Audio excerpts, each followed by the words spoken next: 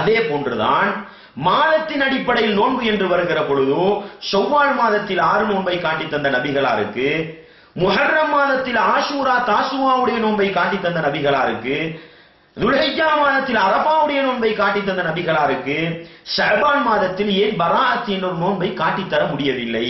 எனவே நபிகளார் காட்டி தரவில்லை என்றால் எப்படி நாங்கள் சுபஹுக்கு முன்னால் 4 ரக்காத் சுன்னத்து தொழுவதில் முடிவெடுத்தோமோ, மகரிபுடைய தொழுகையை 4 ரக்காத்தாக தொழ முடியாது என்று எப்படி முடிவெடுத்தோமோ, செவ்வாய்க்கிழமையிலோ புதன்கிழமையிலோ குறிப்பிட்டு ஒரு நோன்பை உருவாக்க முடியாது என்று எப்படி முடிவெடுத்தோமோ, அதே போன்று ஷஅபான் மாதத்துக்கு என்று ஒரு நோன்பை உருவாக்க முடியாது. உங்களுக்கு விருப்பம் இருக்கிறதா, ஒரு நாள் விட்டு ஒரு நாள் ஷஅபான் முழுக்க நீங்கள் நோன்பு பிடியுங்கள், தவறு கிடையாது. அதே போன்று திங்கட்கிழமை வியாழக்கிழமையிலே பிடித்து வருபவர்களாக இருக்கிறீர்களா, அந்த நாளையிலே பிடித்து வாருங்கள், தவறு கிடையாது. ஐயாமுல் பீல் என்ற அடிப்படையில் ஒவ்வொரு மாதத்திலும் நீங்கள் 13, 14, 15வது நாட்களில் நோன்பு பிடிக்கிறீர்கள் என்றால் அந்த அடிப்படையில் ஷஅபான் மாதத்திலும் பிடியுங்கள், தவறு கிடையாது. இதையெல்லாம் செய்யாத நீங்கள் ஷஅபான் மாதத்தை மாத்திரம் குறிப்பிட்டு 15வது நாளை நோன்பு பிடித்து அமல் செய்வது என்பது நபி வழியில் இல்லாத ஒன்று என்பதை நாங்கள் புரிந்து கொள்ள வேண்டும். அன்பான இஸ்லாமிய சகோதரர்களே, இதற்கு ஒரு ஹதீஸை சொல்லுவார்கள். என்ன ஹதீஸ் என்றால், நபிகளார் ஸல்லல்லாஹு அலைஹி வஸல்லம் அவர்கள் இப்படி சொன்னார்களாம். எப்படி? இதா கான லைலத்தன் நிஸ்ஃபி மின் ஷஅபான், ஷஅபானுடைய அரை பாதியான அந்த 15வது இரவு வந்துவிட்டால் ஃபகூமு லைலஹா, அதனுடைய இரவு நேரத்தில் நீங்கள் நின்று வணங்குங்கள். வசூமு நஹாரஹா, அதனுடைய பகல் நேரத்திலே நோன்பு பிடித்துக் கொள்ளுங்கள் என்ற ஒரு ஹதீஸை பார்க்க முடிகிறது. எப்படி வருகிறது? தொடர்ந்து வருகிறது. ஏனென்றால் அதனுடைய மக்ரிபு நேரத்திலே அல்லாஹ் அடிவானத்துக்கு இறங்கி, என்னிடத்தில் பாவ மன்னிப்பு தேடுகின்ற யாரும் இருக்கிறீர்களா, அவருக்கு நான் பாவ மன்னிப்பு அளிக்கின்றேன்.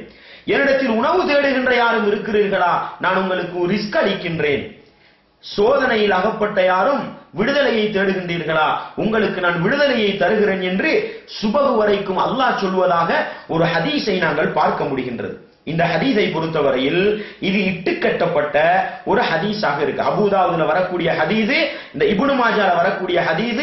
ஆனால் இது இட்டுக்கட்டப்பட்ட நபிகளாரின் மீது பொய்யாக சொல்லப்பட்ட ஒரு ஹதீஸாக இருக்கிறது என்பதை நாங்கள் புரிந்து கொள்ள வேண்டும். ஏனென்றால் இந்த அறிவிப்பாளர் தொடையிலே அபூபக்கர் இப்னு அப்துல்லா என்பவர் வருகிறார்.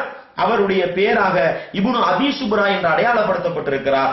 அவர் நபிகளாரின் மீதே பொய் சொல்லக்கூடியவராக இருந்தார் என்று ஹதீஸ் கலையில் அறிமுகமாக்கப்பட்டவர்.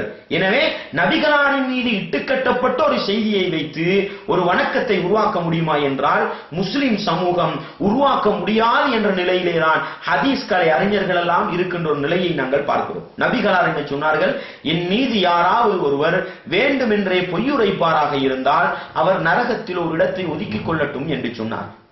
இந்த அளவு தெளிவாக நபிகளாரின் மீது பொய் சொல்வது பெரும் பாவம் என்று அடையாளப்படுத்தப்பட்டிருக்கிற பொழுது அவர்களின் மீது பொய்யாக சொல்லப்பட்ட ஒரு ஹதீஸை வைத்து ஒரு வணக்கத்தை உருவாக்க முடியுமா என்று இஸ்லாமிய உறவுகள் சிந்தனை செய்து பார்க்கிற ஒரு கடமை இருக்கிறது. எனவே ஷஅபான் மாதத்திலே பிடிக்கப்படுகின்ற பராஅத் என்ற ஒரு நோன்புக்கும் இஸ்லாத்தின் அடிப்படைக்கும் எந்த சம்பந்தமும் கிடையாது. நபிகளார் காட்டித்தராத ஒன்று என்பதை நாங்கள் புரிந்து கொள்ள வேண்டும்.